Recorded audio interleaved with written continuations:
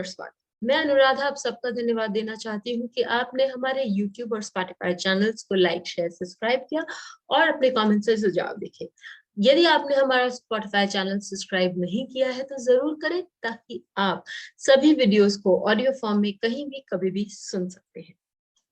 हमारे बहुत से सब्सक्राइबर्स ने हमें रिक्वेस्ट भेजी कि आप राइटिंग पर भी एक वीडियो बनाएं, तो ये जो एपिसोड है ये उनको डेडिकेटेड है। राइटिंग एक कला है, लिखना भी एक कला है, और उसको जो पढ़ते हैं और जो हम बहुत सुंदर ढंग से सजो के कुछ भी लिखते हैं, उसके लिए हमें कंटिन्यूअसली क्रिएटिव आइडियाज की जरूरत है। और बहुत बार हम देखते हैं कि हमारे दिमाग में ब्लॉग्स आते हैं, ब्लॉक आता है कि हम लिख नहीं पाएंगे, हम कुछ अपने आप को सही ढंग से व्यक्त नहीं कर पाएंगे।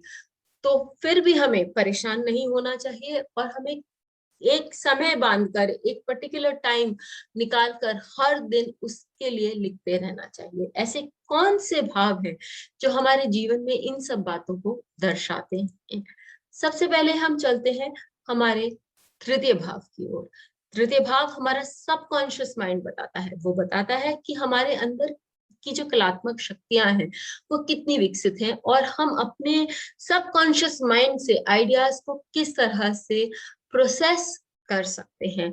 तृतीय भाव हमारे साहस का भाव है। क्या हमें वो साहस है कि जो हमारे दिमाग में आ रहा है उसको हम इम्प्लीमेंट कर सकें, उसको हम अपने जीवन में उतार सकें और उस पर काम कर सकें? क्या हमें वो साहस है और धैर्य भी है कि जब लंबे अंतराल तक हम किसी भी काम को करते रहें जब तक कि हमें एक रिजल्ट नहीं मिल जाता? तो ये सारी चीजें हम तृतीय भाव से देखते हैं।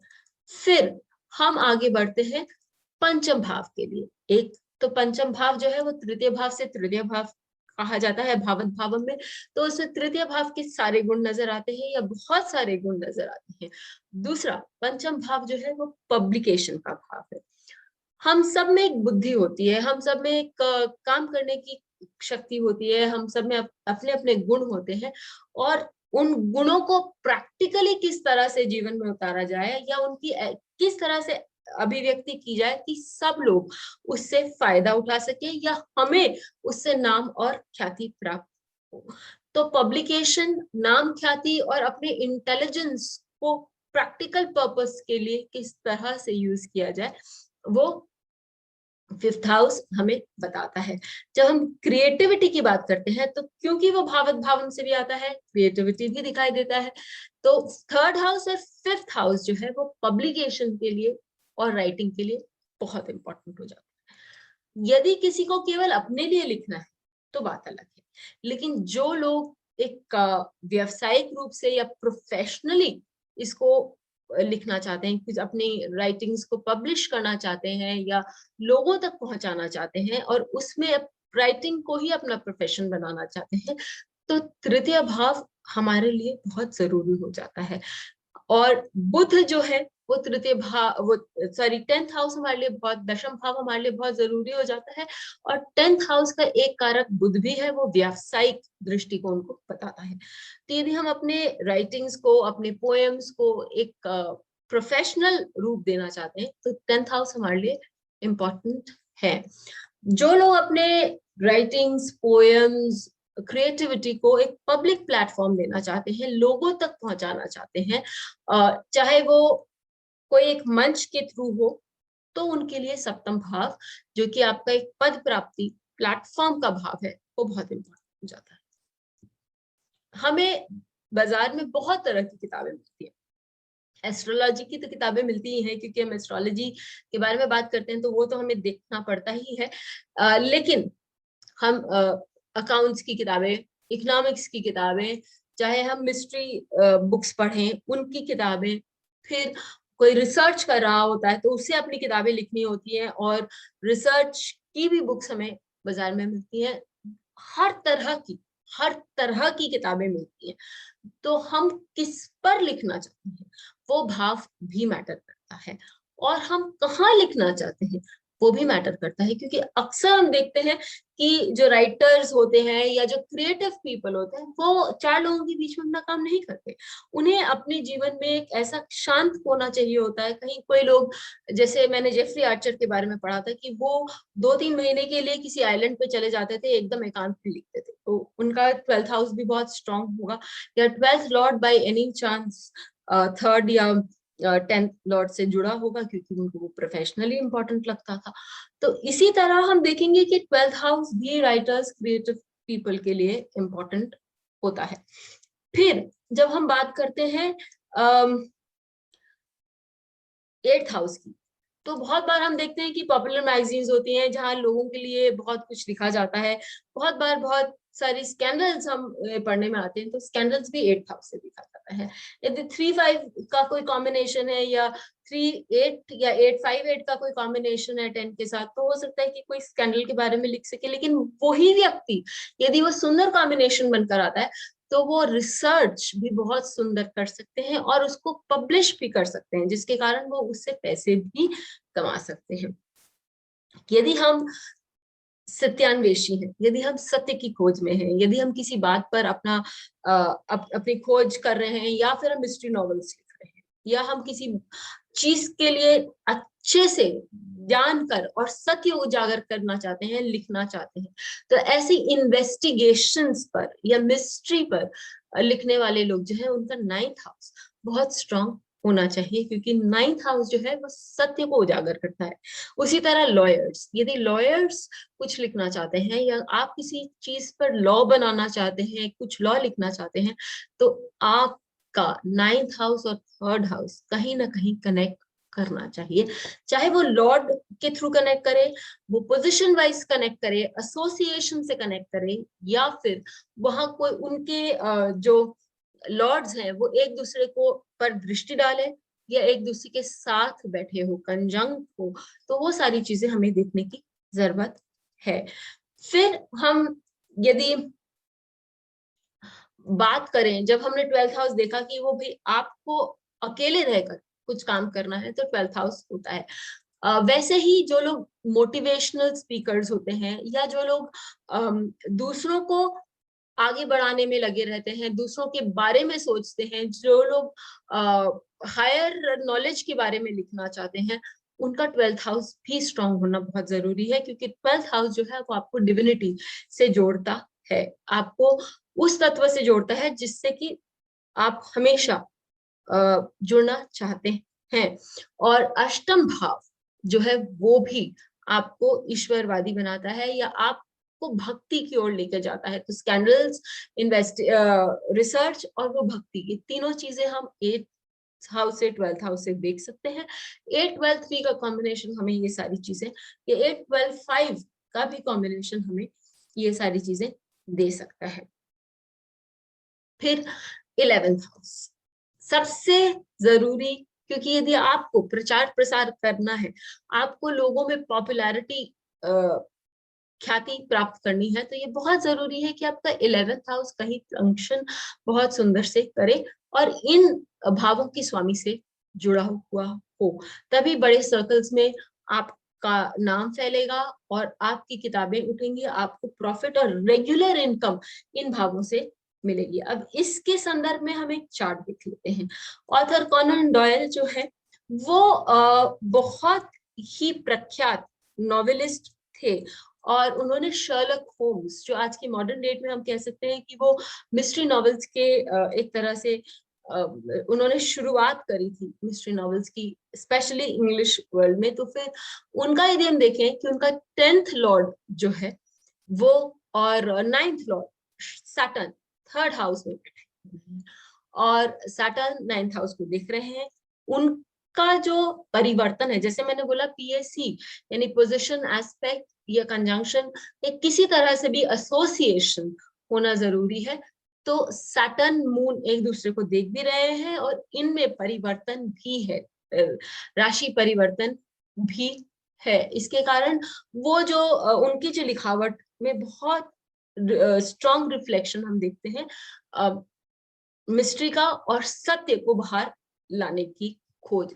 12th हाउस को भी और साथ ही मरकरी यानी कि 5th लॉर्ड को शनि देख रहे हैं। तो यहाँ हम देखते हैं 3, 10 और 5 इन तीनों भावों का कॉम्बिनेशन और कनेक्शन शनि, जो कि परसिस्टेंट राइटिंग के लिए जाने जाते हैं, या परसिस्टेंस यानी कि एकदम बैठ के नियमित रूप से चाहे कुछ भी हो जाए आप अपने डिसिप्लिन को नहीं तोड़ेंगे और काम करते रहेंगे।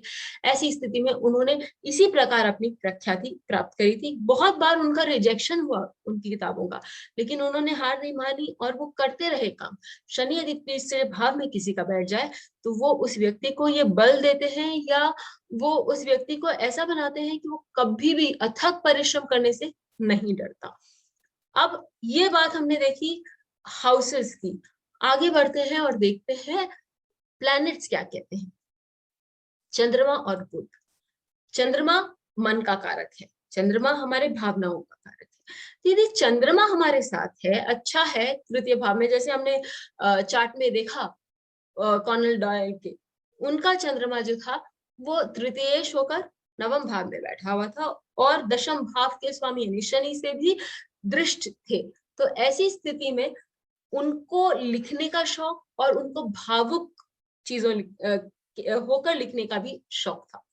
लेकिन यही शनि उनके बुध को भी देख रहे थे। बुध जो है उनकी क्रिएटिव आइडियाज बताते हैं। बुध आपको एक थॉट प्रोसेस देते हैं, आपको आइडियाज देते हैं ताकि आप उन पर काम कर सकें। आपको एक देखने का दृष्टिकोण देते हैं। यदि बुध पर आपको ज्यादा जानना है या चंद्रमा पे ज्यादा जानना है तो मैंने उन पर भी स्पेसिफिक वीडियोस बनाए हैं, आप वहां भी देख सकते हैं। तो एक देखने का दृष्टिकोण देते हैं और शनि उस दृष्टिकोण पर काम करने की उनको एक आदत कहें हम या हम कहें कि लगन उनको देते हैं। फिर मंगल। मंगल किसके लिए इंपॉर्टेंट है? जो स्याही से हम लिखते हैं वो मंगल है और मंगल तृतीय भाव का कारक भी है। मंगल आपके साहस का कारक है। मंगल आपके और मेरे लिए उस अथक परिश्रम का, उस एनर्जी, उस पैशन का कारक है, जो कि हम कुछ भी काम करें उसमें हमको लगाना जरूरी है यदि हमको उससे कुछ अच्छे रिजल्ट्स चाहिए। तो इसके लिए जब हम कुछ लिखने बैठते हैं, हम कुछ नया क्रियाकलाप करते हैं, तो हमको बहुत जरूरी है कि हमारा ये मंगल, हम उसको अच्छी तरह से उसका उपयोग करें। आज के दिन में सोशल मीडिया का बहुत बड़ा राज है और आप कुछ भी करें, चाहे आप ब्लॉग करें, चाहे आप कहीं भी कुछ लिखें, यदि आपको उसको वायरल करना है, उसको चारों तरफ फैलाना है, तो राहु का हमारे चार्ट्स में स्ट्रांग होना बहुत जरूरी है। ये राहु आपको इंटरनेशनल मीडिया पे, स्पेशली वर्चुअल मीडियम पे बहुत सुंदर रिजल्ट्स देते हैं यदि आपके चार्ट में ये अच्छे हैं और अपने पीरियड में ये अच्छे रिजल्ट्स देंगे। जो कमर्शियली लिखते हैं, जो प्रोफेशनली लिखते हैं, उनको नाम और ख्याति की आवश्यकता होती है। हर किसी को होती है अपने अपने फील्ड्स में। तो ये हर किसी को यदि यदि तीसरे पंच भाव के स्वामी के साथ या दशम भाव के स्वामी के साथ गुरु का कोई रिलेशन हो, तो ऐसे गुरु जो है वो नाम और ख्याति देते हैं। अब यदि आपको नाम और ख्याति मिले और पैसा ना मिले, तो भूखे पेट किसी का भी कोई भी भजन नहीं कर सकता। तो इसके लिए हमें शुक्र भी देख लेना चाहिए कि क्या ये शुक्र सुंदर है। यदि ये शुक्र सुंदर है तो आपको आपके राइटिंग से, आपकी क्रियाकलाप से बहुत पैसे मिलने की संभावना है। तो यदि मंगल और शुक्र का कॉम्बिनेशन हो तो वो व्यक्ति लिखकर अच्छा पैसा कमा सकते हैं, स्पेशली रिसर्च के एरिया में या मोटिवेशन के एरिया में। और बुध और शुक्र का यदि हो तो ऐसे व्यक्ति फाइनेंस में या फिर क्रिएटिविटी में अच्छे पैसे कमा सकते हैं। आगे बढ़ते हैं, क्योंकि नक्षत्र हमको फाइन ट्यून करने की अपॉर्चुनिटी देते हैं, तो नक्षत्र के बिना ये सीरीज पूरी नहीं हो सकती। तो हम देखते हैं नक्षत्र कौन से हैं। हस्त नक्षत्र। हस्त नक्षत्र किसके बारे में बात करते हैं? हस्त नक्षत्र हाथ के बारे में बात करते हैं। मैंने इस पर इंग्लिश वीडियो बनाया है पहले कि हस्ता और लिखने वालों का एक संबंध होता है, उस पर आप जरूर देखें। मेरे अपने रिसर्च में मैंने देखा है कि राइटर्स जो होते हैं, अच्छे राइटर्स होते हैं, उनका हस्त नक्षत्र बहुत स्ट्रांग होता है।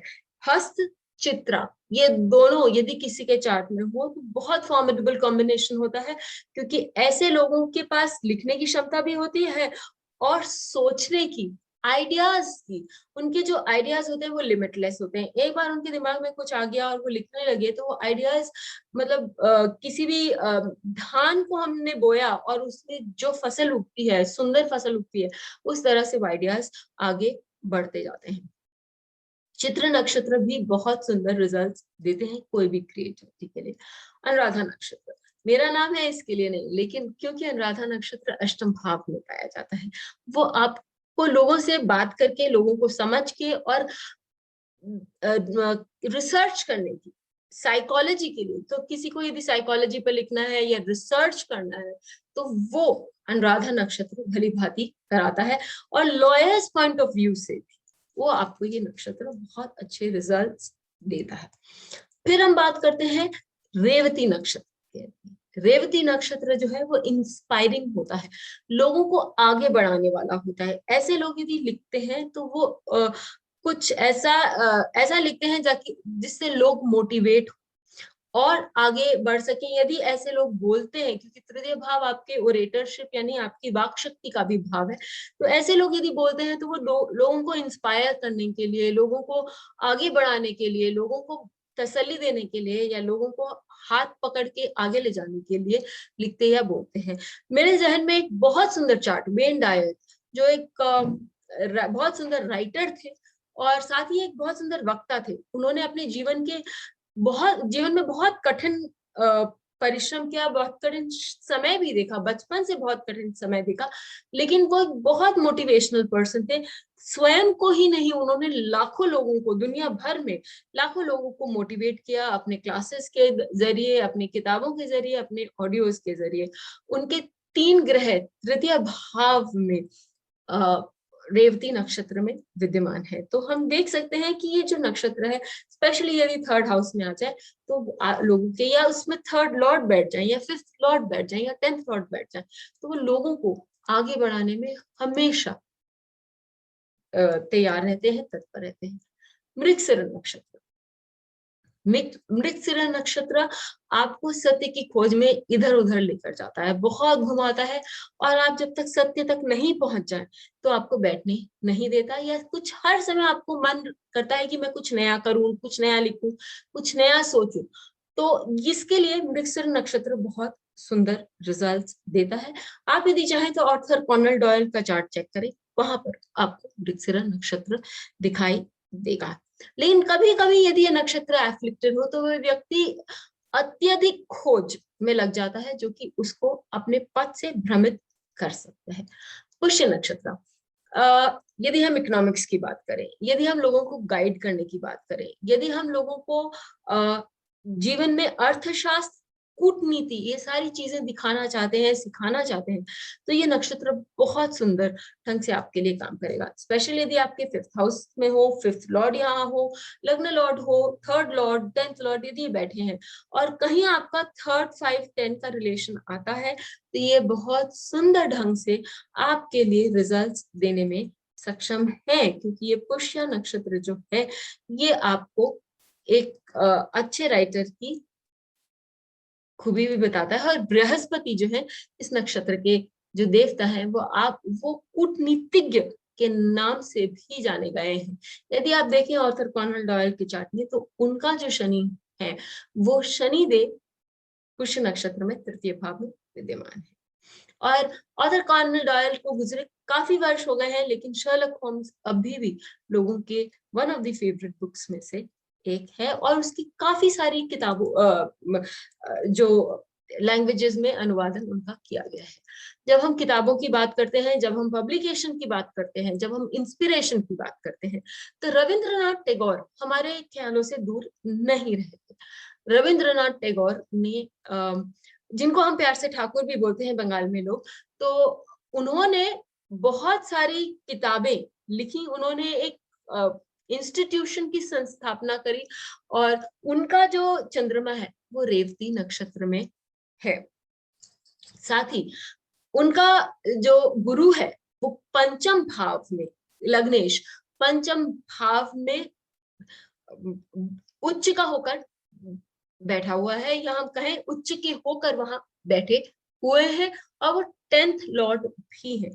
उनके 10th हाउस में राहु है, और राहु जैसा मैंने आप लोगों को बताया कि वो एक आपको सोशल मीडिया आज के दिन में उनका उस समय में भी, क्योंकि वो उनकी जो ख्याति थी वो चारों ओर फैली, और उन्होंने बहुत अच्छा पब्लिकेशन का भी काम किया। मैंने आप लोगों को बोला था कि यदि बुध और शुक्र साथ में हो तो ऐसे जो व्यक्ति हैं वो अपने पब्लिकेशन से अपना काफी सारा नाम कमा सकते हैं और उससे धन भी कमा सकते हैं। रविंद्रनाथ टैगोर जी के जो सेकेंड हाउस में, house of money, house of values, क्योंकि द्वितीय भाव आपके परिवार को भी बताते हैं और आपके संस्कारों को भी बताते हैं, वहां बुध और शुक्र दोनों विद्यमान है। तो उनकी पढ़ाई भी बहुत सुंदर हुई, उन्होंने और बहुत सुंदर ज्ञान भी बांटा और बहुत अच्छा लिखा भी। मंगल, जो कि मैंने आप लोगों को बताया कि लिखने का कारक है, वो उनके लिए मृगशिर नक्षत्र में विद्यमान है।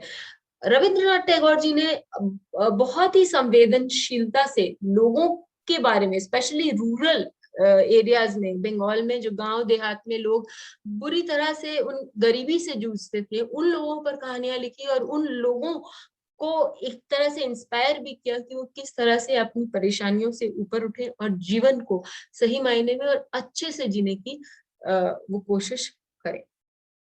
हम चार्ट जेन ऑस्टन का भी ले सकते हैं, बंकिम चंद्र जी का भी ले सकते हैं। बंकिम चंद्र जी के चार्ट में आप देखिए कि उनका हस्त नक्षत्र बहुत स्ट्रॉन्ग है, और बुध जो कि मैंने आप लोगों को बताया कि लिखने का कारक है, वो तृतीय भाव, वो दशम भाव में विद्यमान है, रेट्रोग्रेड है।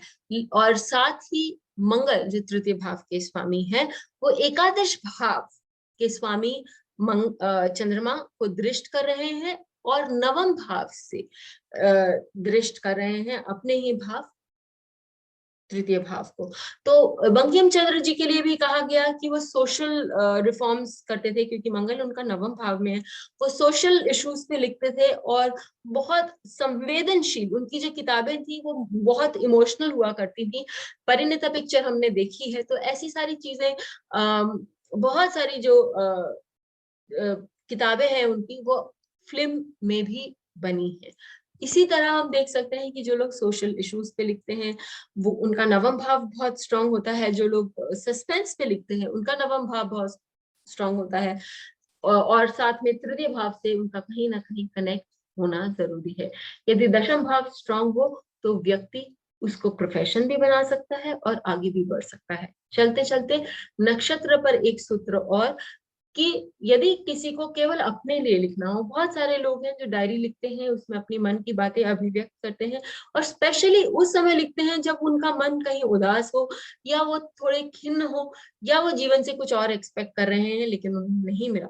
तो ऐसी स्थिति में आर्द्र नक्षत्र जो है वो उनके बहुत काम आता है, जब वो लिखते हैं और अपनी भावनाओं को उसमें अभिव्यक्त करते हैं अपनी डायरी में या अपनी किताब में, तो उनका मन भी शांत होता है, काल पुरुष कुंडली का तृतीय भाव एक्टिवेट होता है, और उनको फिर से एक तरह की नई एक संवेदनशीलता मिलती है, या उनको एक नई तरह की ऊर्जा मिलती है, जिसे हम कहेंगे कि अपने जीवन से फिर खड़े होकर, जीवन में खड़े होकर फिर जूझे। यदि आपके चार्ट्स में ये कॉम्बिनेशन हैं तो हमें लिख के बताएं और अपनी राइटिंग जारी रखें, स्पेशली हमारे कमेंट बॉक्स पर। फिर मिलेंगे, तब तक के लिए बेल आइकन को दबाएं ताकि आपको वीडियोस की अपडेट मिलती रहे। हमारे वीडियोस को लाइक करें, शेयर करें, उन पर कमेंट करें और हमारे चैनल को सब्सक्राइब करना ना भूलें।